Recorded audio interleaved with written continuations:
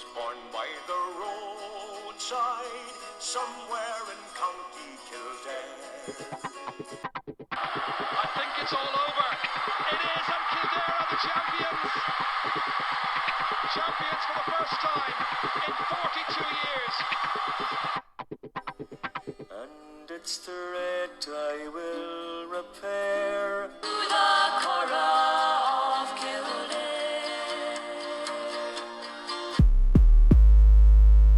Kildare Speaks with Fiorua. Hello and welcome to Kildare Speaks.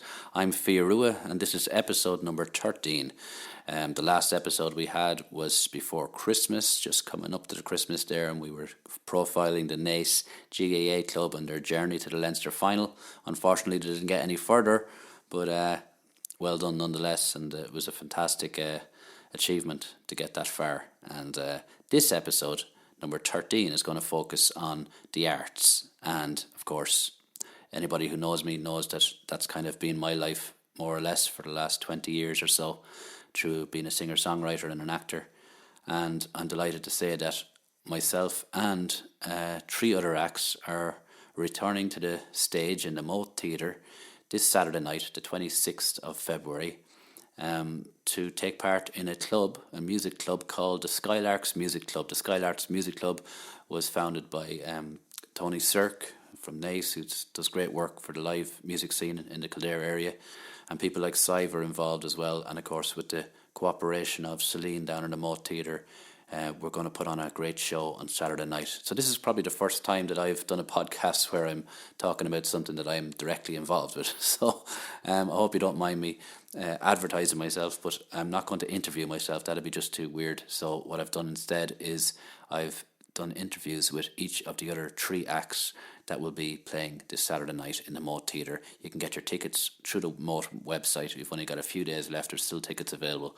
So, as well as myself and my musical brother Christoph, who's going to be joining me on the night, we're going to have Grania Hunt, we're going to have Pete Kavanagh, and we're going to have Tia Burke, and all of them are going to be doing interviews with me for this podcast. So I hope that makes sense to you. So it'll give you a little insight about who these artists are and where they've kind of ended up singing songs on stage, and some of them might have albums out that you should check out. So what I'm going to do is I'm going to put a little playlist together, a Spotify playlist, I think is the easiest way to do it, and attach it to this post as well, so you can have a listen to each artist as well as listening to the interviews with them for the podcast. So this is all about the Moat Theatre this Saturday night, the 26th, for the Skylarks Music Club with Fiorua, Grania Hunt, Pete Kavanagh and Tia Burke. So first, we're going to have a chat with Tia Burke. Tia Burke is, well, I would consider her young, but nonetheless, she's been doing music, as she'll declare in her interviews. She's been doing music a long time, and she comes from a musical family, and she's just released a lovely single that I'll attach to the playlist. So yeah, Tia Burke, ladies and gentlemen. Hello Tia, how are you today? I'm doing great. How's things with you? Good. Now, are you looking forward to this gig on the 26th in the Moat Theatre? Yeah, I'm really looking forward to this gig. It's definitely one I've been really looking forward to playing. It's definitely a venue that I've always wanted to play for years, so I'm delighted to be able to finally play Brilliant. the Moat Theatre. So you grew up in Kildare? I grew up in Kildare. Kildare Town is where I'm from, but I always went to school in Kilcullen. Okay. So I'll be quite linked to Kilcullen. Cool. And you're at how long have you been kind of gigging and playing and writing songs and stuff? So I pretty much started playing music when I was probably joined secondary school. So it was a little bit later on in my life when I started playing music, but I've always liked music and I've always kind of been around it because my dad would be a guitarist and always playing guitar. But my parents tried to get me into music for years, but I was being rebellious and wouldn't do it. Yeah. So they left guitars around the house and I couldn't afford to pick one up. Yeah. Was there any kind of actor or scene that kind of grabbed you musically that you wanted to kind of try and be influeed by? Or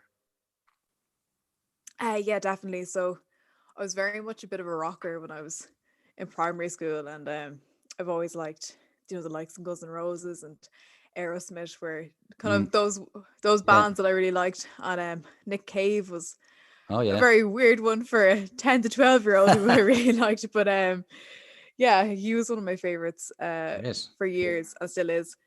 You like my songs, so they're like an Irish. Yeah, yeah, Nick Cave. nice and Yeah. miserable. But no, it's Valentine's Day when we're doing this interview as well. The two lads talking about Nick Cave and gothic Yeah. gothic music. But that's great. Well, if a 10-year-old likes Nick Cave, it's like respect. You know what I mean? But Yeah. so you're at a process now where you're kind of gathering songs. You've done a single, I see, that's up on Spotify. Yeah, so I released a single there a while back, Spinning in Circles. It's kind of a more piano ballad. I had to that listen to it do. before the interview. It sounds really nice. It's really nicely produced and stuff. Yeah, thank you. It was definitely, it's one of my kind of sadder songs, but I think for the next kind of few songs I'm going to be releasing, they're definitely going to be a bit more upbeat and a bit more kind of rockier, Yeah. a bit edgier. So But, when Spinning you Circles was, sorry, go ahead. oh yeah, the Spinning Circles is just kind of one of those ballady songs that I wrote that I thought would sound just really nice with piano and a tiny bit of guitar. And did you play the piano on the tracks or? So I wrote the piano when I was writing the song, and then my friend Dermot, he actually played the keys on the recording. Yeah. Okay. So when you're playing live, you use a guitar, is it? Yeah, I would mainly be guitar when I'm live. Yeah. Yeah. So were you kind of at a process where you were doing your? I mean, you're. I imagine you're what, in your early 20s. 20. Yeah. Yeah. So you're kind of like just dipping your foot in the water when the COVID thing happened, I guess, is it? Yeah. So I was supposed to do the Leaving Cert in 2020. So Right. that was a bit mad. So I finished Yeah. school in March 2020. I was supposed to do the Leaving Cert. Never really happened. And kind of, I didn't really have anything lined up for that summer because I knew I was doing the Leaving Cert. So Yeah. I Okay. didn't really have many gigs booked and stuff like Yeah. that. But I was hoping, to go head first into my music, Yeah. which kind of didn't really happen. So it was a kind of a tricky start for you, to you, like, just kind of getting warmed up to do some live shows, and then bang, everything's closed down. Yeah, it was one of those things where I was like, okay, I'm really going to hit the ground running with my gigs after I finished school, Yeah. and everything kind of went bang. Yeah, And but and it was you got to it's do quite your weird. leaving cert, I presume. No, I didn't. I was actually I was the one year who got predicted grades, so that was Oh, very but you strange. got a leaving cert. You got a leaving cert, right? I still got my Leaving Cert. Hmm. It was grand. I got into the college course I wanted to do, so I Great. was happy out. Is there other like, have you friends now that are kind of slagging you, saying that you didn't really do it properly and all this? No, they're like, fair No. play to you. I wish that was me. Yeah, exactly. It's Yeah. like, I don't know if you know the story, but years ago in the 70s, when there was a backlog of people trying to apply to get a driving license, the government just gave them out for free. Oh yeah. It kind of reminds me of that, but I'm not saying that you just It got your kinda leaving is, cert for yeah. free. Well, I kind of am, yeah.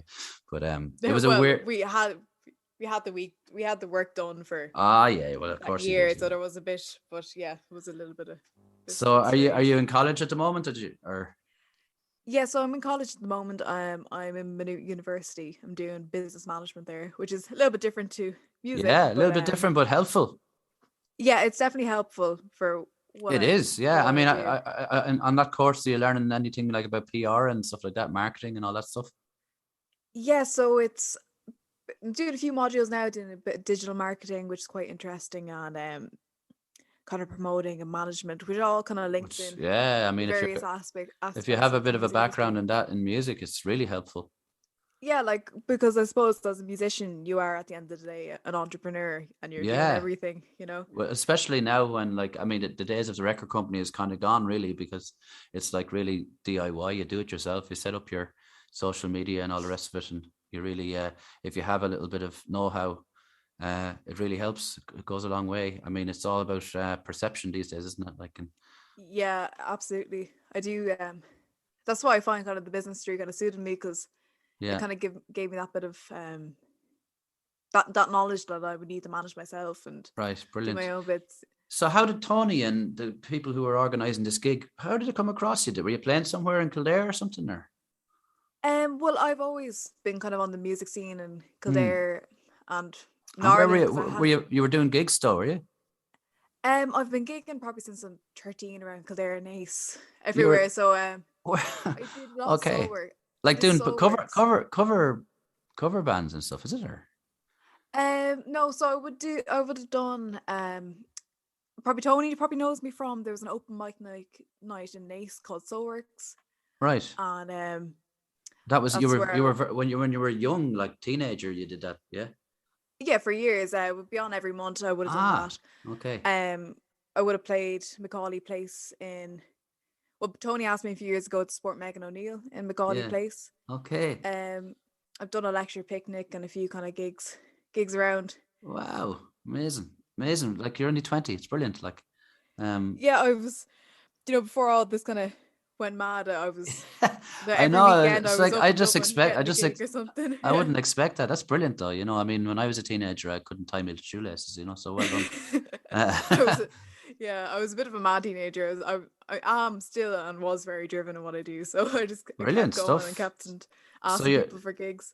so this is an opportunity to sing in a lovely theater in a lovely stage in front of a local crowd. I mean, it doesn't get any better, does it? No, like honestly, it's so nice to do theater gigs because if you're playing pubs and stuff like that, Ah, yeah. you're there. I love playing pubs and everything, and you're there to play entertainment and play upbeat tunes and. Well, like I still play upbeat tunes for this gig as well, obviously. But you play your upbeat tunes to get your sing along songs. But in this, So you do these are gigs like in pubs that you're doing covers and stuff? yeah, I do covers as well. I do a good bit in the Students' Union in Minute now. You go in with a guitar on your own, would you? Yeah, just guitar and voice and Fair play to go you, huh? rock the place as They're much as I tough can. gigs. Yeah, they are gigs, tough yeah. gigs, but they're definitely worth it. They're good Yeah. crack. Yeah, And yeah. definitely with students around, playing all the Yeah, and all you the got classics. you got your mates there as well, and it's a good vibe. Yeah, it's so nice to be able to finally be back to doing that. That's what I love. Brilliant stuff. So is there any plans for like getting a collection of songs together as an EP or an album even? Yeah, I'm working on a collection of songs and a few stuff kind of already recorded and there, ready to go. I just want to get some visuals together for it. Cool. Kind of raising a few quid to get some videos done and some just to get it done right and get Great. my message as an artist across. Brilliant. What's your message as an artist? My message as an artist really would be just to push myself to go and do what I want to do. Yeah. I need to word this better. Do you find do you find it a very cathartic thing, a very kind of releasing thing to express yourself through music? Yeah, definitely. It's one of those things that I feel as an artist, I'm not here for myself, if you know what I mean. Like I'm not here just to write songs about me and what I do. Right. I'm providing something for other people to come to and enjoy a gig and enjoy a show, and that's ultimately what I want people to get out of it. That is a very interesting aspect of being a songwriter, because there's introverted songs and there's extroverted songs. I think like it's like just the songs that you're looking inwards and you're and you're going deep and stuff like, and they work sometimes, but it's also a good thing to remember that you are essentially providing entertainment for want of a better word. But you don't want to do a song and dance, but at the same time I think you have a grasp of the shoegaze thing doesn't always work, isn't it? It's like it's that you need to sing out as well, Yeah, I think as an artist I want to create a community when I play my gigs. I want to involve people in the show, and really, if I'm playing a sad song, I want people to be able to relate to that, or if I'm playing a happy upbeat song, so it's a communication, and it's a moment. Yeah, the sharing. It's not ultimately about me as the artist on the stage. It's about the audience too, and my fans, definitely. Yeah, brilliant. So it's absolutely fantastic that there's 4 of us lined up now, and we'll all support each other, and it's just a lovely thing to happen after what we've been through over the last 2 years, isn't it? Yeah, totally. I really can't wait for it. It's going to be a great night, and I can't wait to see people in chairs and an audience looking back at me after so many years of live streams, which I do love the live streams, and it's been brilliant. I was talking to Grania about it. There was a lot of nice live stream moments, but I think we're kind of tired of it now a little bit. We want to get back up in the real world. Yeah, definitely. We want to get back up and playing our tunes to faces and people in seats. It's definitely one of those things. And it's a cool thing that we're all based in Kildare as well. So it's a very kind of a community vibe. Yeah, and definitely gives people an opportunity as well after COVID to come out and support their local artists. Absolutely, yes. Yeah, that's a good point. Because I've had so many people, like I've had so many people online who've always tuned into the gigs, on live streams and always Okay, been there you commenting are. and stuff. And That's it'd be it. great Yeah. to see those people, if they're local. Yeah, Um, that's a good point. Yeah, yeah. See, all them promises that they made online. See, will they manifest in the real world? I'm We'll I'm see. sure they will. Yeah. Okay. Well, hopefully we'll have a great night, Tia, and I'll put your song up on our Spotify playlist as well, so people can hear all the acts are going to be on that playlist. So Tia Burke is going to be the youngest member of the collection of artists there that night. So she's the one who's going to go all the way. We'll see. Anyways, and it's going to be a great night for Kildare music, and yeah, I look forward to meeting you and having the crack. Yeah, definitely. Can't wait to meet all you guys finally All after right. so long. And where can people find your have you got a website, or is it all on Instagram and Facebook and all the Yeah, rest I of it? do. I have a website. I'm currently updating it, but it's still Yeah. it's still there. It's still live. You're up on My you're up on Instagram and Facebook and stuff like that. yeah, Tia Burke Music is all my social media Okay. platforms. TIABURKE. Yep. Brilliant stuff. Me. Brilliant stuff. I'm a Burke as well, but I changed my name. I don't know. So you're nearly Fia Burke and I'm Fia Tia Burke. Yeah, there's loads of Fias going around now. So like when I changed my name to Fia 15 years ago, no, there was no Fias. Now all of a sudden there's every second act is Fia Yeah. something or so. I don't know. All right, Tia. Thanks a million. Great, thanks a million for that. Thank you. There you go, folks. That's Tia Burke. It was a really enjoyable interview with Tia. And as you can hear, she has some nice insights into how this singer-songwriter business works, or doesn't work. That's a fridge in the background in case you were wondering. And there's a little ticking of a clock as well. But hopefully you're not picking it up too much. It's just making the whole podcast a bit real. You're listening to Kildare Speaks, and this is a special Kildare Speaks profiling the upcoming gig on the 26th of February, this Saturday night in the Moat Theatre, the Skylarks Music Club, featuring Grania Hunt, Fia Rua, myself, Tia Burke and Pete Kavanagh. So our next guest is Pete Kavanagh. Pete Kavanagh spent some time in Galway, as he will mention in his interview, but he released an album last year, and I've seen some clips of the album launch, and this is during the pandemic, and he got a right crowd into the Moat Theatre, and there was a great special atmosphere there. And I think Pete goes into a little bit of it, and the interview goes into a little bit of the background to the atmosphere that night. He released an album, as I said. He's still promoting that album. It's on Spotify and various other locations. Saying that, I think Pete might be exclusively putting his music on Bandcamp or somewhere like that. But I think that comes up in the interview as well, the whole Spotify situation. But yes, Pete is from Naas, and here's Pete Kavanagh. So, ladies and gentlemen, you're listening to Kildare Speaks, and this is a special Kildare Speaks, as I said. So we're profiling each artist that's going to be playing in the Moat Theatre this Saturday night, the 26th of February. Tickets still available. Here's Pete Kavanagh. Hello, Pete. How are you today? I'm great, Owen. How are you? I'm good now. You're looking forward to this gig in the Moat Theatre. Sure, it's just down the road. You wouldn't even have to get a taxi. You'd probably walk down, would you? I will walk down, and because it means then I can leave everything there and go for a couple of fine pints in Fletcher's afterwards. That's it. Fletcher's is picked out already, is it? Oh, well, that's where you'd hope to go. Now, the last time when I launched my album in November, the restrictions were just lifted. Yeah. And although they were still warning people the day of my launch in November not to go out. Yeah. Wow. You couldn't get, when I finished the gig, I'd arranged to meet people down in Fletcher's. I couldn't get in the door. Why was that? There were so many people in the bar, like that, that were stopping people at the door. So hopefully it won't be like that now on the 20th. No, God forbid something else will happen, but it doesn't look like it. It looks like we're okay for a while. Yeah, but just that I'd hope to be going to Fletcher's for a couple of pints after the gig, you know. Yes, that's the whole idea of this gig, really, for me anyway, is that kind of sense of community, and all the acts are based in Kildare, and it's a kind of a return to the stage. It's beautiful theatre, so it's all good.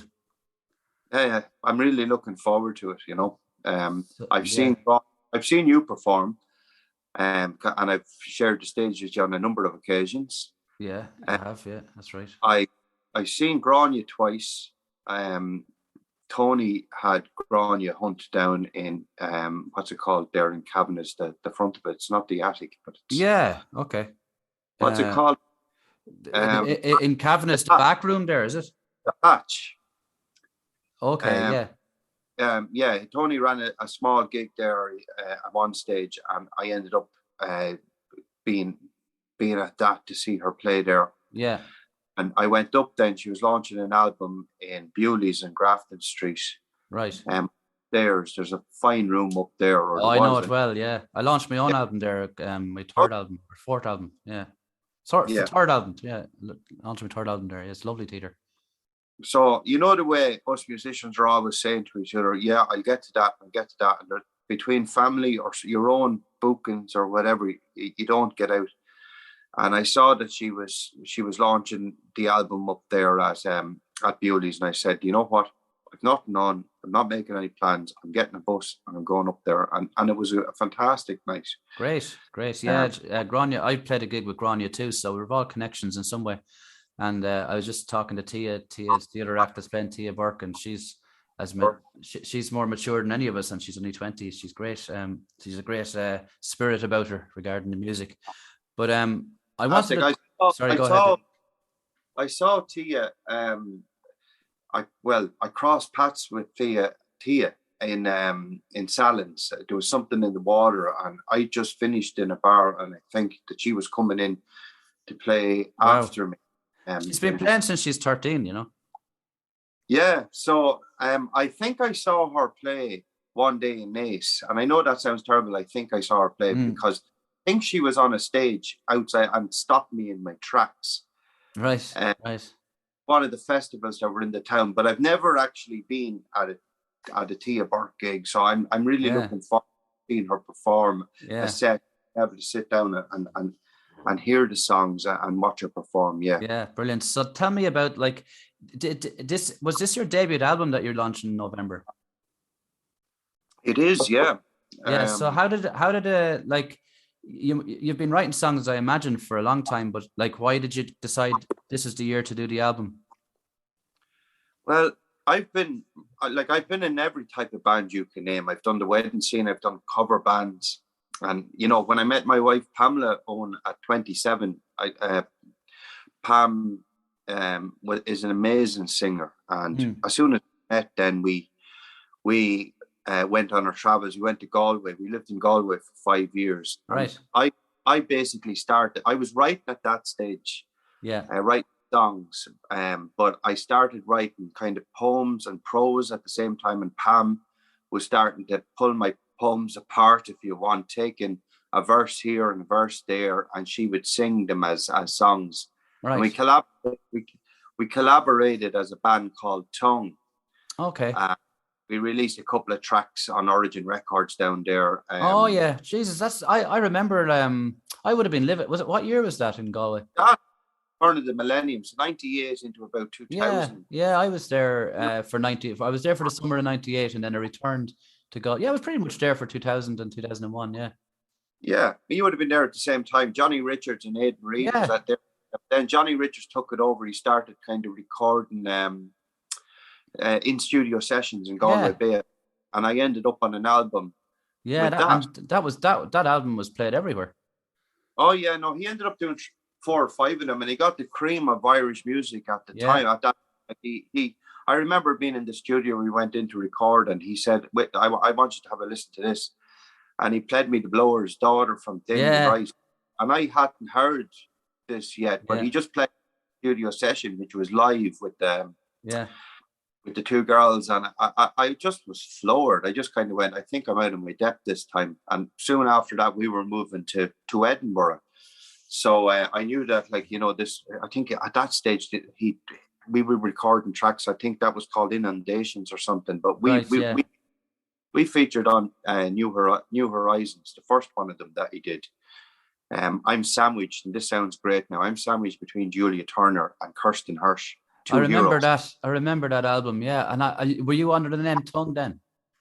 It was under the name Tongue. It was actually one of the songs from that time that we like, it's in studio session, so it was recorded live in the studio, just acoustic. Yeah.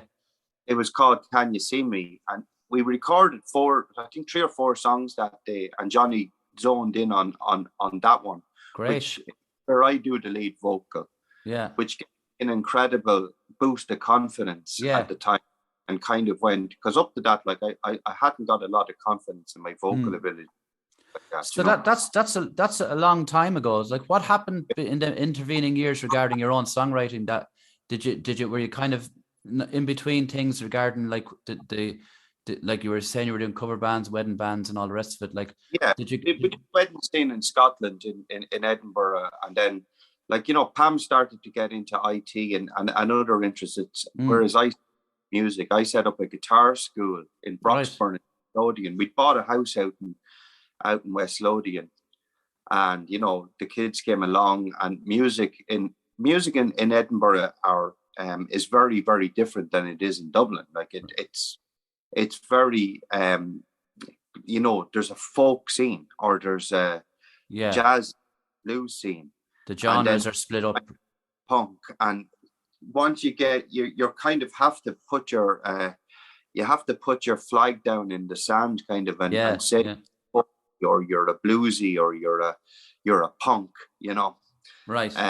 And they're you know, when you play to an audience it's even Glasgow's an hour away, it's very different. When you play to an audience in Edinburgh, like you don't know whether they're liking you or not. No one really kind of reacts. And then you take a break, and they come up to you and go, "Oh, that was a very fine show." I get you. Yeah, it's very serious. You know, like Dublin, they're clapping along, or they're engaging with you. They're shouting in between songs and stuff. It's a very strange scene, and we got involved in the folk scene more so than anything else. We played the Royal Oak. I supported Martin Stevenson. Right. We did the Celtic Connections in Glasgow.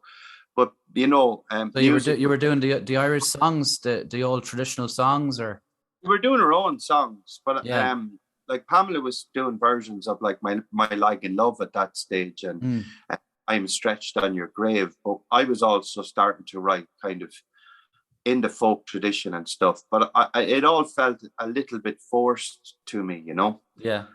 I was still writing other songs. Like I wrote Tonic for a Troop, which is on my album, Join Up in Edinburgh one day after, you know, or in Scotland. I wrote another song just before my son was born that features on Join Up the Dots, called Say You Will. Right. So the songs were building up throughout the years, a long period of time.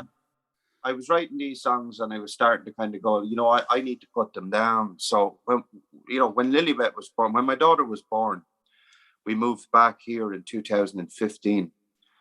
And, you know, we kind of were trying to integrate back living. We'd lived in Scotland for almost 14 years. Right. So because I seen you playing in Naas one night in Kavanagh's, and I said, geez, that lad's been around Naas for years.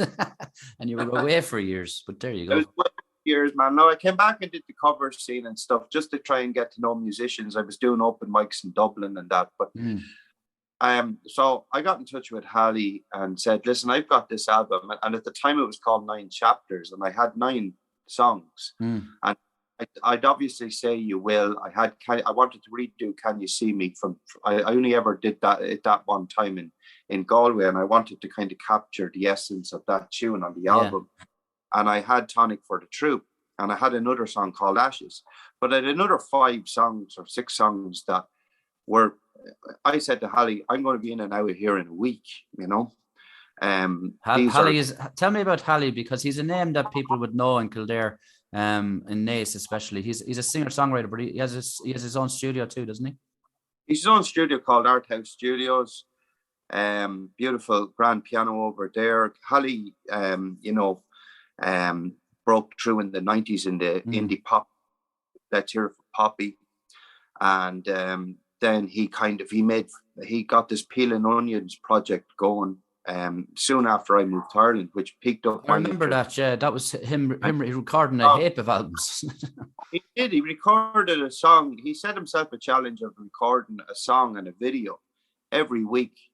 Right. And for 2 weeks, he put out these songs every week without fail. Yeah, amazing. Yeah, fair play to him. amazing videos, amazing songs, and I was very, very impressed and drawn to this. Yeah. Top musicians. He'd Dave Redmond on bass. He'd Kevin Barry on drums. I might have gotten that name wrong. I met him one day when he was in the studio, but I've listened to his music. Fantastic musicians that he brought in. So that was a bit of an influence on you kind of getting this album together.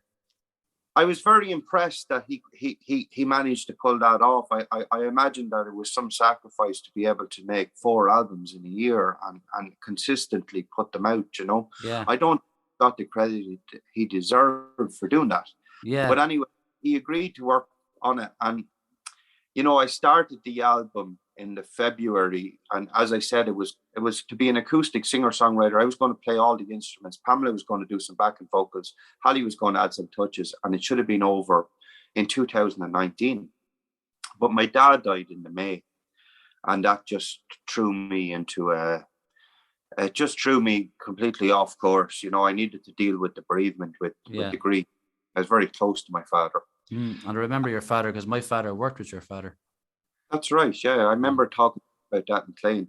That's right. And Odlums. I ended up then writing, new songs that came from, Okay.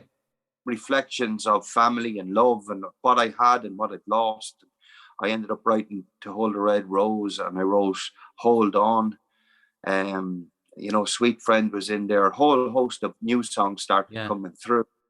So I decided to do, I was reading a Bob Dylan book at the time, and he would write the songs, and he wanted to record them, and particularly when he was younger, fresh. As he was writing them, he would go in. He had the look in those times of being able to go into the studio and record them as they were fresh, and he changed on the fly. Yeah. I mean, that we kind of, with the DIY situation with recording these days, we kind of have that access to ourselves anyway. We can record things as we go, as we write. My own experience was similar, where we were in lockdown, and for a couple of the songs on my last album was like, we're just writing them and recording them pretty much in a couple of days. Yeah. And I like that way of working. And Holly then suggested bringing in Frankie Lane for Tonic for the Troop, and Frankie came in and put banjos and a dobro over the song. Lovely.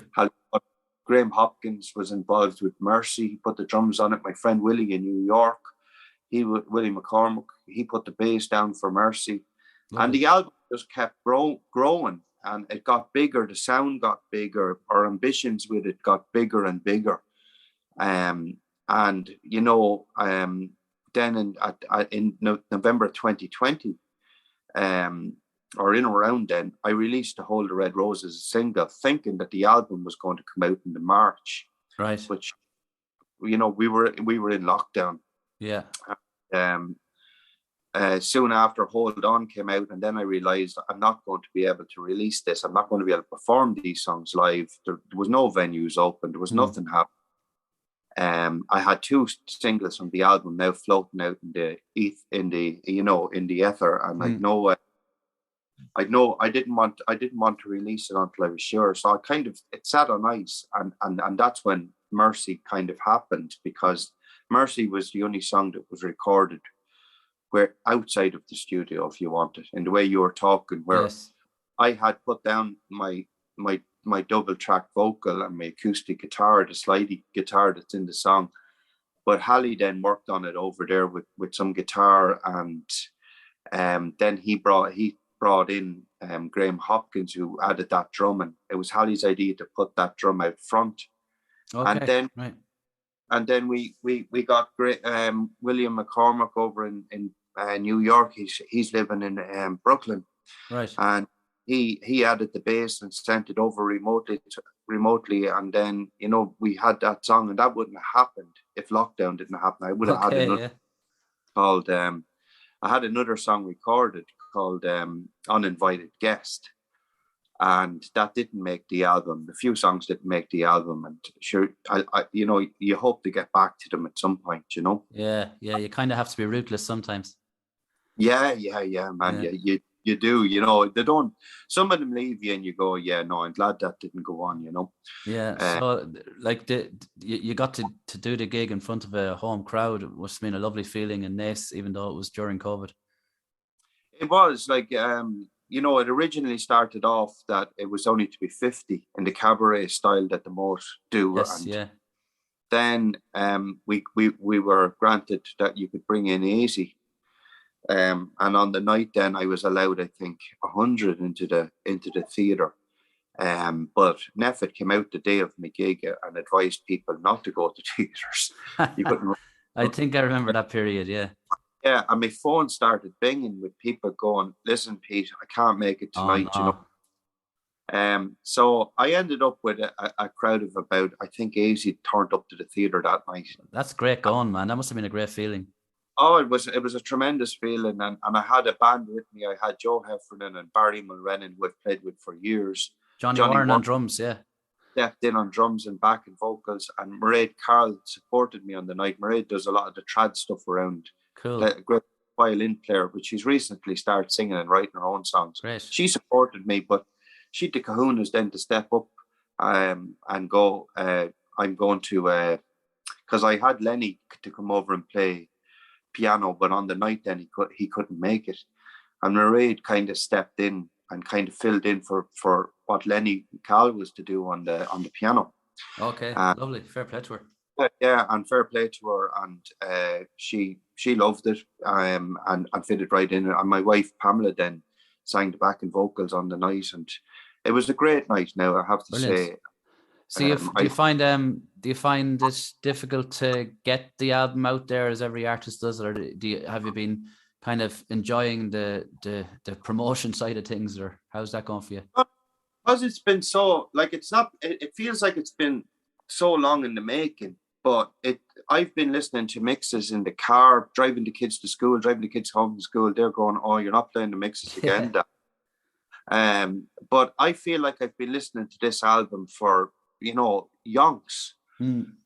But the album is only out since, I think it was the 11th of November or whatever it was. So it's only been out November, December, January. Yeah, I know the feeling. You kind of feel like you forget that it's new to everyone else. It's new to everyone else, and the reactions are starting. But at first, when it came out, I was kind of going, Jesus, I thought people would respond. Like, I kind of felt that it had been out for so long. But now it's kind of out there, and people are, the response to it has been like incredible and continues. So people are that you know yourself, getting onto radio, getting through RTE and all of that, it can be very difficult. They put it's sometimes us artists are not the ones who are best equipped to do the PR, but we just have no choice sometimes. It's a whole other skill. It's a whole other job. And I'm only learning all of that now. I was enough in the beginning to have Pamela help me, but she's doing other projects at the moment involved with IT. Like, she's other companies and it's doing. So I'm trying to learn this on the fly as well. And it's hard going sometimes, but I think it's something that you can't not do, because if you don't do it, then you can't complain that it didn't get played here or there. But I think that getting out into the flesh, getting out and playing your songs with bodies in the room, and that's what it's about. I think for me anyway, it's like having something to look forward to is what I really missed about the lockdown period. Was like, you'd have one gig coming up, it could be a month or 2 months away, and you just focus on that in your head, and it's a reason to pick up the guitar and do a bit of jamming with yourself or whatever. So that's what I'm really grateful that I've something to look forward to, and it's just that my name's on a poster again. It just feels great, Oh man, I really enjoyed your set over at the St. Bridget's thing in Kildare. That was a scary one. Had kids dancing and stuff like that, and I was going, that this is what it's about. Yeah, I think there's an element. I think that's probably going to just happen naturally with as regards to. I was talking to Tia earlier on, and we were talking about the introverted singer songwriter, and then the fact that we're on stage now and we have people that have had a tough couple of years, and we need to kind of sing out to them, Yeah. So I remember talking to Johnny, and Johnny was saying to me that Johnny Warren, he sees I'm here at the weekends. People have worked during the week, and now they're out to have the crack, to have the fun. And Johnny's like a jukebox, Yeah, he loves taking requests and he loves delivering requests, you know. Yeah, fair play to him. It's a tough job he does. I do the trad sessions and the ballad kind of stuff, but I wouldn't be able for the cover stuff. I don't have the repertoire for starters or the patience. You're also writing songs and you're trying to record albums and focus on your albums. Yeah. Not Johnny Warren. Johnny Warren does what Johnny Warren does, and there's no one that does it better. But if you're kind of you know, if you're doing the covers thing, you've got to allow time to practice that. And yes, it can really take over, especially with wedding bands and stuff. Oh, totally. Like you can't do it all, and you learn that along the way. You have to make a choice. Yes. And when that choice and if it's your own music that you're going with, it's not that it's a harder track up any hill or anything like that. It's just a different one. And how are you with instruments? Like what's your instrument of choice? Have you used much instruments over the years, or? Yeah, well, like I have a beautiful electric piano in here at the moment, like which we're selling. You know, we bought it only a year ago, a Roland Juno. There you go. You can sell things on my podcast now. Oh, sorry. Yeah, well, actually, we are selling the DS88. So if anyone is interested in a professional, put it in the Leinster Leader, man. This is a podcast. So no, I've kind of been practicing that and learning little bits of that. But my main instrument of choice, man, is my acoustic guitar. I've a nylon string I got recently, which is hanging up on the wall here, and I have a beautiful. I got another nylon string one in a charity shop here in Naas. I got it for a steal for €40. Wow. Is that the one? That's not the one you were playing in Kildare, is it? No, that's one I bought recently. That's a tack of mine. That's kind of becoming my new guitar. But I have another one that it's not semi-acoustic. It's just an acoustic. I picked 40 and I know by the wood on it and I know by the finish on it. It's handmade, and I got it for €40. And I have them in different tunings, you know. And I have my steel string Epiphone, which is my go-to gig in guitar. Yeah. And that's it. So I so tend to. Can you go into what type of tuning are you using? Like in a live gig that you're playing, have you got like a guitar? Do you tune your guitar in different tunings in the middle of the gig, or? For this gig, I'm going to do that. I'm going to just play. I like, because the acoustic guitar, Hold On really only works in standard tuning, but To Hold the Red Rose is in an open D tuning. Yeah.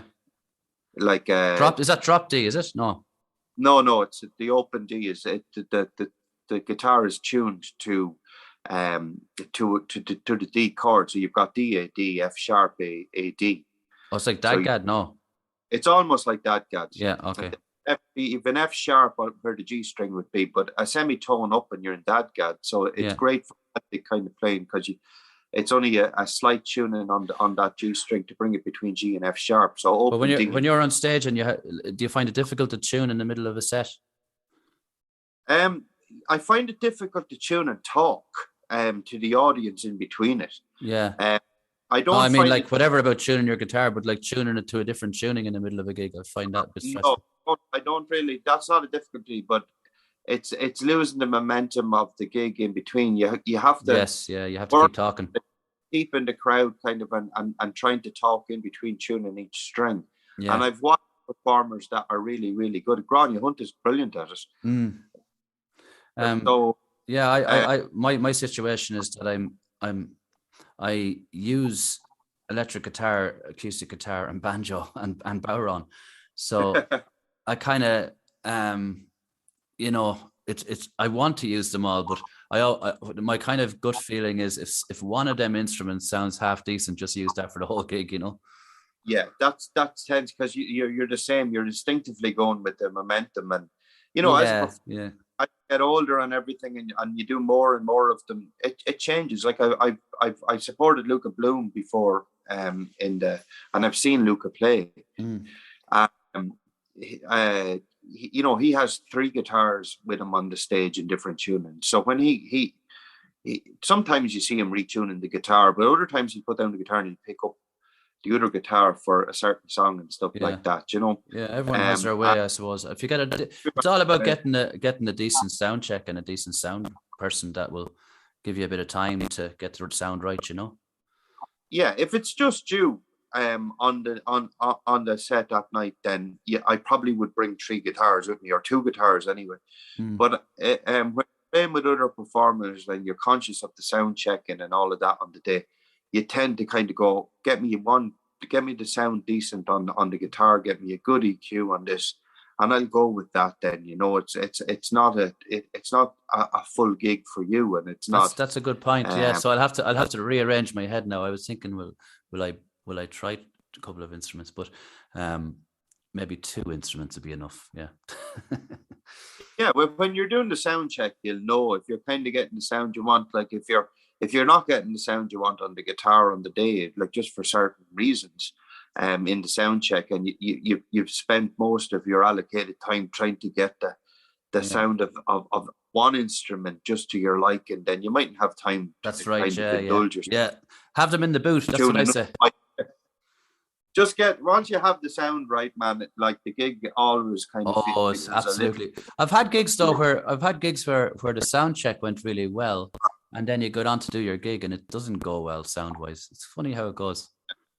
I've had gigs where like the sound is going off, or there's a feedback issue or something, and I've looked up at the desk, and you can see the sound engineer over having a pint with somebody, and you're waving. I've had those. Had them, all right. Or sometimes the sound man wouldn't be there at all. Not there at all. No, he's kind of headed off, and you're on your own, kid. But the mode, I have to say, is not like that. They're on it. Yeah, that's what I'm really looking forward to, just getting that lovely sound off the theatre. There's a great comfort in having the sound engineers up in the desk looking down at the stage. They're able to hear what's coming out to the audience, and they're able to hear, through headphones, what's going into your monitor. Absolutely, so, it does bring a lot of kind of comfort, and you do relax. You're able to bring across. I'm looking forward again to playing the songs from Join Up the Dots in the acoustic form. I really enjoyed with the band, but they were written. A lot of these were written, on acoustic guitar. The intimacy is kind of gone when you have a big band sometimes. Yeah. Well, it's a different vibe altogether, and like bringing them down to just to the bare bone, of just you, a piece of wood and strings, and your songs. There's something. Yeah, it's a lovely thing. Yeah. Magical and enchanting about that kind of performance to a crowd that are sitting listening to it and hearing it the way the way you first heard it. Absolutely, if you want, before all the colours went on. Yeah, so we'll have the crowd behind us on the 26th of February in the Moat Theatre, and that's what this whole podcast is about. And Pete is one of the acts that's playing. Pete Kavanagh, you'll find him on Spotify. He's got the album up on Spotify in your or any other platform that Neil Young might like better. My website is just petekavanagh.com. Oh, good. You'll find,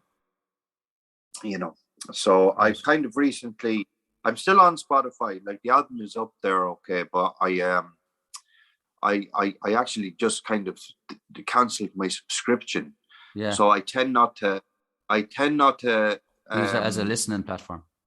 As a listener anymore, no. I was kind of, and I'll tell you why. I was getting, I've a lot of CDs, and I've recently got back into vinyl, and I've liked kind of just picking 10 albums out, putting them in the car. And I like vinyl where you have to go up to your collection, stand there with your hand on your fucking backside looking at it, trying to pick the choice. And then there's a different level of respect than just hitting random on a playlist and being fed. Like there's advantages to both, and I have found some great music when I was subscribed to Spotify.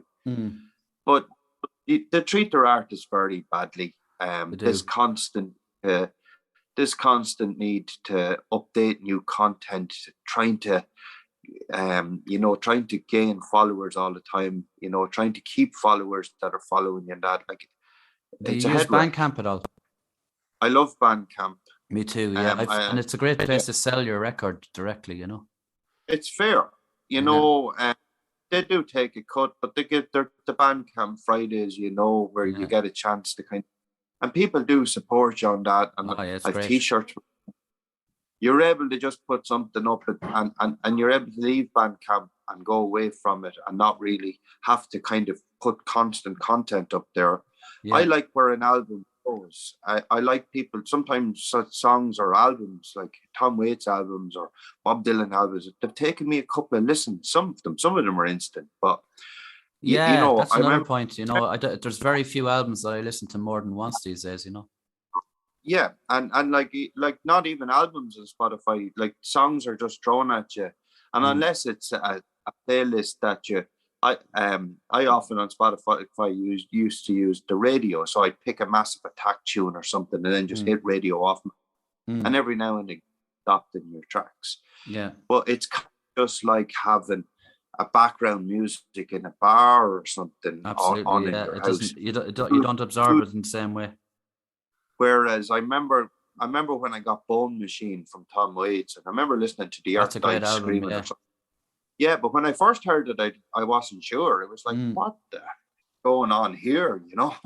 Yeah. And that's one of my favorites. And you know, but it took commitment. It took me going, I know it's Tom Waits. I know it's a great album. I'm just going to have to let these songs sink in. And that's something starting to get missing in the random selection world of streaming and stuff like that. You know, like if you've gone out and spent a 10 or 15 or whatever it is euro of your hard-earned cash on an album, you're going to listen to it. Yeah, you know, and you're absolutely. going to.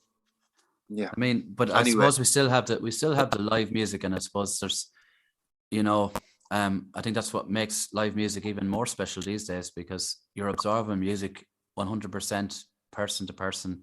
It's not flicking through tracks as we're talking about and stuff. So, you know, So. And like we've all been denied half music. It's live music. It's been 2 years, so you don't miss something sometimes till it's gone. Like at one stage, live music was just a given. You know, you go out in town and there's a band in this bar. I'd always go to bars I'd always support bars that support live music, and it didn't matter to me whether it was original music or covers. Like if it was music, I'd go trad. I love trad sessions in a bar.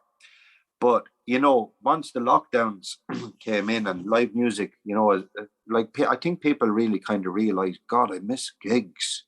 Yeah. So there's a energy in them now, like that's fresh, and people are kind of going, God, it's great to have this back, and the performers are going, God, it's great to be back doing this. Yeah. And being here. Like, I can't wait for it, man. I can't wait for us to be up there, hearing your set, hear Tia Burke's set, hearing Grania Hunt play, and I can't play my hometown. This is going to be an incredible gig. Absolutely. Fair play to Tony Cirque. Fair play to Tony Cirque and Sive and Skylarks. I think we're coming across each other a bit there, but it's going to be on the 26th of February. It's going to be in the Moat Theatre. Pete Kavanagh is going to be celebrating and his wonderful album that came out only a few months ago. So it's going to be a great celebration of great local music. Pete, thanks a million.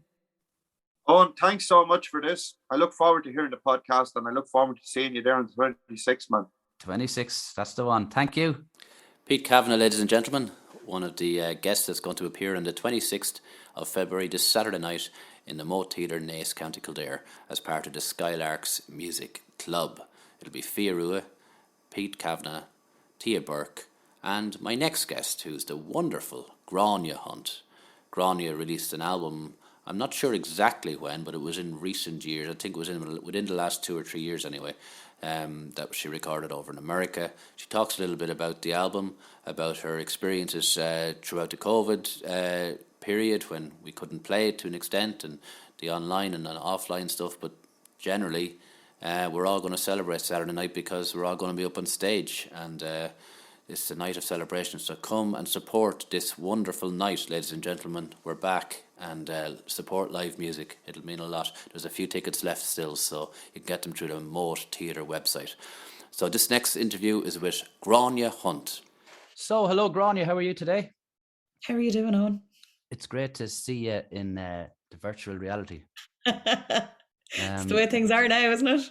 Oh yeah. Well, we met each other a few years ago, didn't we? In Dublin, I remember myself and Christoph. Do you remember Christoph? I've been trying to put my finger on where we met. Yeah, that's actually a good question because I think it was a venue that I didn't play ever before or after. Let me think. I think it was near Dame Street, as far as I remember. And Was it? It wasn't downstairs, was it? Yeah, it's probably. I don't think either of us are clear enough on where it was. Yeah. It sounds like a rock and roll story. It's far from it. Totally, No, I was probably driving anyway, so there's no way it was really rock and roll. Me too. We had just come back from. We were doing a few gigs in England, and myself and Christoph, and it's coming back to me now. I think it was what's his name? He used to run the gigs in the International Bar, and then he changed the venue. It wasn't Stephen James Smith. It was a guy that did Murphy, Aidan Murphy. I think he was running that night. I have a vague recollection of that, but maybe. Well, there's been a few. That's the thing, because I think Christoph knew some people that I knew in England as well from other bands. Right. That night, that was it was like it's mad. Like the world is a very small place when you start talking to people and how you can make connections with people. Yeah, I mean, outside of the last 2 years, it's becoming very nostalgic now to think about them type of nights where you'd meet like yourself and meet me like the likes of myself. And there was a few years there. I thought around I don't know about yourself, but I thought around 2010, 11, there was a kind of a scene that was kind of like quite. It was quite nice and friendly to be around just after the Celtic Tiger and stuff, where there was certain nights that were going on, like the International that I mentioned and stuff like that. That I used to enjoy going up to Dublin. I used to live in Galway, and I used to go up to Dublin especially to play them nights. I really enjoyed them, Yeah. But, memories of pre-COVID. We won't even say the word. But, yeah. So listen, the two of us are going to be playing a show in Naas, and that's the reason I'm doing this podcast. And it's very exciting. I don't know about you, but I'm really excited because it's just because I love when I'm on a lineup with other artists as opposed to just doing it all myself, where I'm just like, oh, I'm going to have to sell tickets. I'm going to have to go out and promote it myself. When you have a kind of a few of us in it, it all helps, doesn't it? It does. It takes the pressure off a bit, and also it's just really nice to be surrounded by other musicians. I think, because I think going back to do this and doing it on your own would be, it'd be really way more daunting. I think, but the fact that we're all in the same boat on that night, do you know what I mean? Yeah, it's great. And Tony Cirque from Naas, who got it together, is fair play to him. It means a lot to us, to be asked to, and especially I think the most exciting part for me as well as meeting you guys is a theatre itself. I imagine it's going to be a lovely atmosphere and lovely sound, and that's great as well. So have you done any physical gigs since physical gigs? Is that the right word? Whatever, real gigs since the COVID? Or I did a couple there, like last year. I did a couple of nights opening for Mary Black in the Solstice Arts Theatre in Navan, and I did a gig with Luca Bloom in the Spirit Store, and I think that was it. I've done a couple of online, the online things or whatever, and yeah. But they're nice gigs to get them little like them support slots and stuff. It must be lovely too. I was so nervous to do the Luca Bloom was the first one that I'd done in front of a room of people in whatever ridiculous number of days. Do you know what I mean? And I would never have thought that I would be a nervous person. I get a bit nervous before a gig. I don't get ridiculously nervous. I never get the shakes, but I had the shakes. Do you know what I mean? I knew when I played my first song, I think even before I played my first song, I was like, my hands are not going to do what I want them to do. How did you find? I found the few gigs that I did after COVID was we're just hearing a little bit. Oh, it's okay. I'll edit this out, but I just thought a little bit of interference or something. But I think there's an alarm going off somewhere around here. Cool. Now I've got the original sound off, so I haven't got it turned up. Grand. But it could be. It could be. We're okay. Sorry. Let me see. Yeah, you know what I find? I find that I was really scared when I did the last couple of gigs I did. I was really scared that I'd forgotten all the lyrics, And I only released an album last year, and I haven't really performed it. I haven't really performed a lot of the songs live before, a good chunk of them. And there's one or two songs where I decided to put a lot of lyrics on it, and I was like, I'm never going to play this live because I just feel so nervous when I think it's such a daunting thing for me in my head, because I'd written it during COVID, a couple of them, and then recorded them. So obviously I had the lyrics in front of me, and when I was recording them, And then suddenly now I've kind of built it up in my head where I'm just like, I need to just like, I can do a one-man play and I wouldn't be as nervous as do all the words, no problem. Like messing up your own song. There's just, you know, the lyrics and stuff. So yeah, that was an interesting aspect for me because, you know, when we're doing the online gigs, if you needed a little bit of help with lyrics, you could always have them written in front of you now. Yeah. So, but yeah, that's going to be a challenge. I don't know. Do you know, like you say that, and I feel I've told this story to so many people, but I did a thing years back. When I released my first single, Ollie Cole was putting an album out the same week that I put out my single, and he was like, "Come to my gig, I'll get you up. You can do the song. It'll be so lovely to have you." And I came, and I didn't bring a guitar, and he was like, "You know, I'll give you my guitar, whatever." And I got up on stage. He was like inviting me along, or whatever. Got me up, handed me the guitar, and went, "Oh, by the way, it's tuned down a tone." And I was like, and the whole thing was all up the neck of the guitar to play it. And I was like, ah! That is horrible. Now, yeah. So now what I should have done was I should have just played it without the capo, and I should have just played it like down the tone vocally or whatever. But I left the capo where it was. And then as soon as I had to start moving, I had a freak out. And I was like, I was awful. It was awful. And I just had 2015. Right. And I just afterwards I was like, oh my God, I can't believe I did that. And oh my God, you know, and he jumps out in the middle and he starts singing along with me and he was like, this is great. And I was like, wow, you know, and afterwards he turned around and he said to me, he was like, you know, you kind of forget like in those scenarios that like the audience is on your side. They're not there waiting for you to trip up or mess up or make a balls of it. Yeah. There might be one lad there.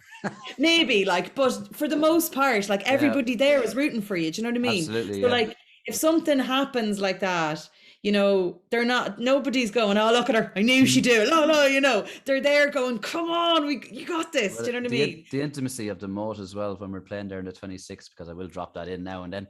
26th of February, get your tickets. The tickets are flying so far, so that's great. So I'm not sure when we're going to be broadcasting this, but I think it'll be probably the week of the gig. So hopefully there'll be very few tickets left by then.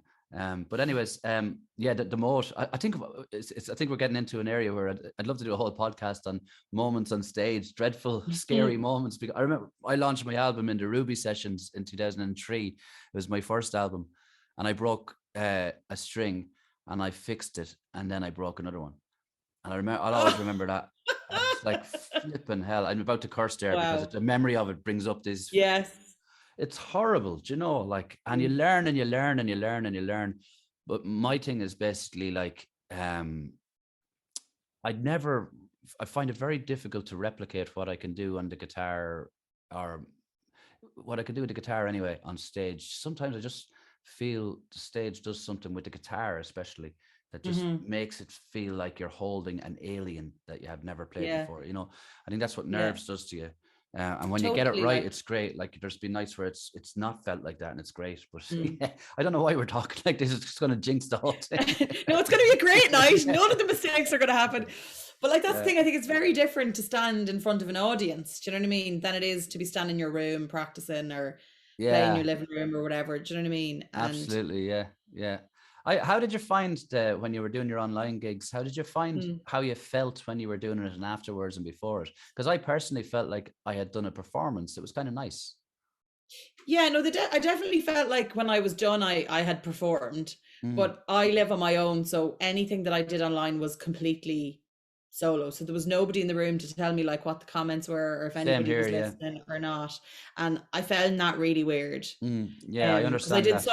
I did some from home, but I did some that were like recorded in proper spaces. So you could see some people with cameras and stuff, which was also weird because then they were like completely silent, or they'd be like pretending to clap or like giving you the thumbs up, but like there's silence, you know? But I think the interaction, I mean, I was the same, I was on my own, but I thought what I liked about it was during lockdown, it was like my only interaction some days. So like having, you know, when I launched my album, I pre-recorded it and put the pre-recording of me introducing the videos to the song. Because I did about 5 or 6 music videos for the album. So I had a load of music videos to show. And then the ones I didn't have, I just put up the front of the album, the cover of the album, and played the song audio. But I was introducing each song, but I had pre-recorded it. So I was watching my own album launch and interacting with the people as the songs you're playing. And it was actually like my favorite album launch, you know. So there was a lot of cool stuff that I think right now, and I think right now more or less I think people are kind of done with it, like I didn't do so many of them. I kind of felt like that. I was like, it feels like the market's a bit flooded, and like I did some interesting ones though, where I do a thing with a guy in Switzerland. He's an Irish guy who I went to college with, and we do this Irish thing, songs from Ireland, and yes, I was reading that. So we got asked to do something for Milwaukee's Patrick's Day Festival last year, and they wanted us to do a pre-record, but like Brendan lives in Switzerland, so I was adamant. Like he was like, we'll do it song by song, and I was like, no. I was like, I want to make it look like we're recording live. So we like nobody, like it was so good. No, everybody thought we were doing it live. Nobody cottoned on to the fact that like with latency and issues and online, like nobody realized. So I basically scripted the whole thing. We created a backing track with the songs on the album or the songs that we'd already recorded before. He played to the backing track, left the spaces where I was to speak, and then I recorded mine to his track and speaking, and we interacted with each other. Do you know what I mean? Which was mad. Sounds complicated. It sounds stressful. It was, because it had to be one take as well. Yeah, wow. You know what I mean? So, but it felt more like, because I think if you were doing it song by song, you'd be like, I'll just do it again. I'll just do it again. I'll do it again. And it'd take you nearly twice as long, you know? So we did loads of rehearsals so that we knew that when we went to sit and do it, I had notes like stuck up all over the place. Yeah. Tell me about, did you go to Nashville to record, or was it with a guy from Nashville? Yeah. No, I went to Nashville. Wow, tell me about that. 2019 was when it was released, was it? Yeah, so I went over in 2018. This is for our listeners. This is Grania's album. Is it The Secret it's called, or something like that? Or Secret, yeah. Secret, yeah. So I met him I went up to this. I go to all of those kind of seminars and any talks that there are about like music or PR or anything like that. And I went to the Belfast Nashville Festival in the beginning of 2018, and there's loads of chats and talks, and Tom was talking with another friend of his. What's his surname, so we'll know who he is? Tom Yutz. I'm not even sure how to pronounce it because it's Jutz, but I would say Yutz. He's German originally, but has been in Nashville like almost 20 years, and he was just so laid back and so German, and he was just talking about the process and how simple it was and how quick it was, and you know, you just come in and you turn up with your music and they figure out the chords, and he figures out the chords, and he gives everybody a chart, and you press record and you go, and there's no pre-production, there's no rehearsal. You might run the song before you press record if there's a bit of a bit that needs to practice before you go, just to make sure that everybody gets it. And now I re-recorded my guitars and my vocals because I wanted to do them separately, but I played with the lads for the set, and we did it in 2.5 days, recorded and mixed it, and like it was an amazing experience. Was that your band or his band? So he gets in guys, so we got a drummer and a double bass player, and then he played guitar in it as well. He's an amazing guitar player. The sound was beautiful. There was really big sound, big lovely sound, really plush sound, lovely. Like it's probably more country than I would have. Like, I don't think I sound necessarily country, you know, and it's definitely got a Nashville country sound to it. But like, I'm like, I was in Nashville. Sure, what about it? Why not? You know what I mean? Like, and do you think it influenced how you play the songs? After recording the songs, did you change how you played them? Did it, with that in mind, thinking the country thing and feeling that sound as you were playing live, did that change how you played? Not so much, I suppose. Like my guitar playing would kind of like, because I tend to do stuff on my own anyway. Do you know what I mean? I don't have a band because I just can't afford to pay a band. I don't. Do you know what I mean? So everything I do, or the majority of stuff that I do, will be on my own. And I suppose most of the things, like the guitar parts, I had written and they stayed the way that they were. Do you know what I mean? None of that really changed from the studio, which was kind of cool. Although like there's like his guitar parts are way more complex than mine. Do you know what I mean? So there's some lovely riffs in the first song there. Was that him? The kind of like little riff? Oh yeah, all the lovely riffs, they're all him. I don't play any lovely riffs. Did it make you feel like you wanted to, for your next album, maybe do something stripped down? Like, would that something you'd be interested in doing? Or what I was sorry I didn't do when I was there was nearly do a double album and do a round of songs with just me and him playing. because his guitar playing was just so beautiful. And he was so intuitive and just natural, and it was just so lovely. And I just kind of thought it'd be really nice to have a super acoustic, just the two of us sort of vibe, Well, you know. maybe in the future you'll let something like that together. So what I find interesting about what I know of you and what I've been following online and stuff is that you have this tendency to push yourself to learn more and to engage with something that I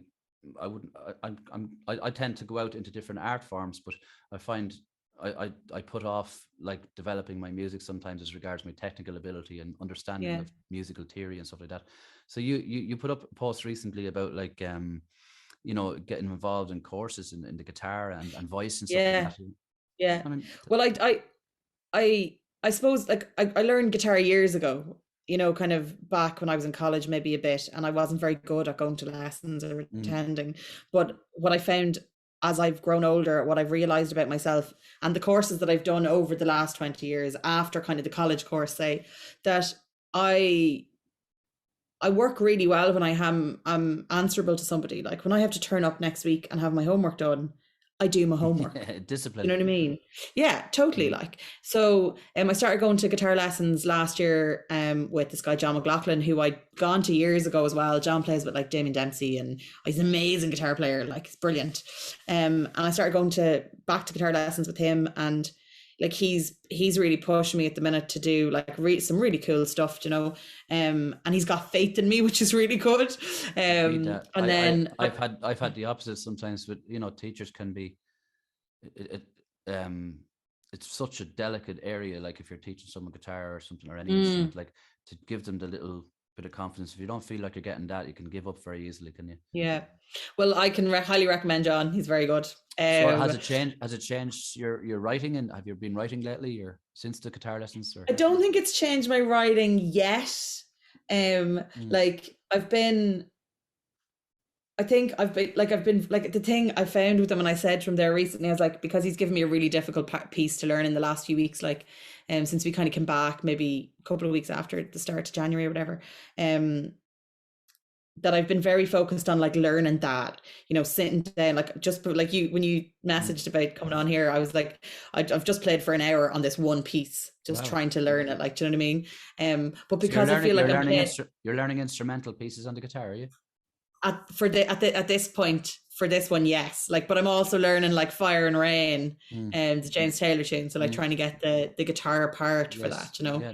It's all good, isn't it? Because you're going to have that in your toolbox then when you start to write again, or just have that, give yourself that confidence that you understand the guitar better and all that. Totally, like, and he explains things to you, like, I mean, I'd heard about the caged system like loads of times, and I tried to like understand it. And then he like the first day he explained it to me, I like totally got it. Can you explain it to our listeners? Because I haven't a clue. No, we'll not get into that. We'll have another podcast on that. I was expecting to say it in 2 lines or something, but obviously it's not that. I know, like, I mean, like, obviously, like, because he had diagrams and the fretboard and all of that, like, so. I'll tell you what, we could Google the cage system after this podcast.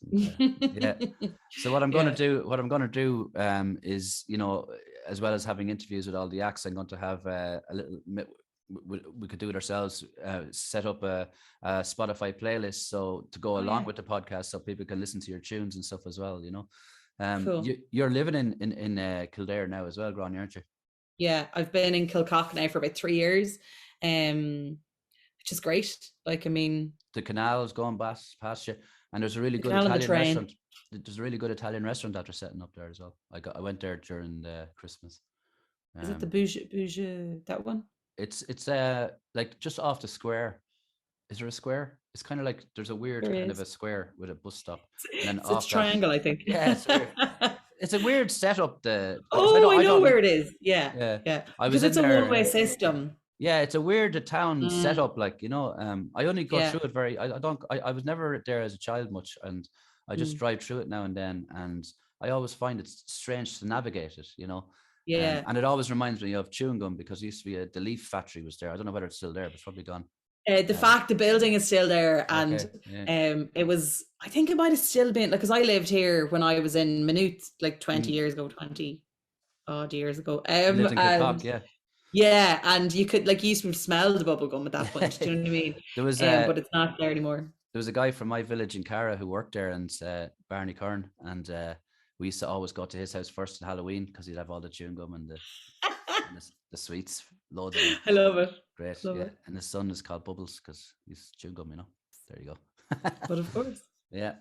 So yeah, brilliant. I'm really looking forward to hearing your songs in the Moat on the 26th, and we'll have a good night. And thanks for talking to me. And here's to the future of live music. Exactly. It can only go up from here, right? Yeah. Just keep smiling, keep talking positive. It's all good. Yeah. Thanks, Grania. Thanks for having me. That was Grania Hunt, my last guest of this special Kildare Speaks, profiling the artists who are going to be playing in the Moat Theatre this Saturday night, the 26th of February. Get your tickets from the Moat Theatre or online on their website. It's Fia Rua, it's Grania Hunt, it's Pete Kavanagh, and it's Tia Burke. It's this Saturday night. So I want to thank my fellow musicians for letting me interrogate them over the last hour, and I want to thank Tony Sirk and Sive and everyone involved in the Skylarks Music Club. And here's to much more live music on the way over the next year or so. This is Fia Rua. This has been episode 13 of Kildare Speaks. See you next time.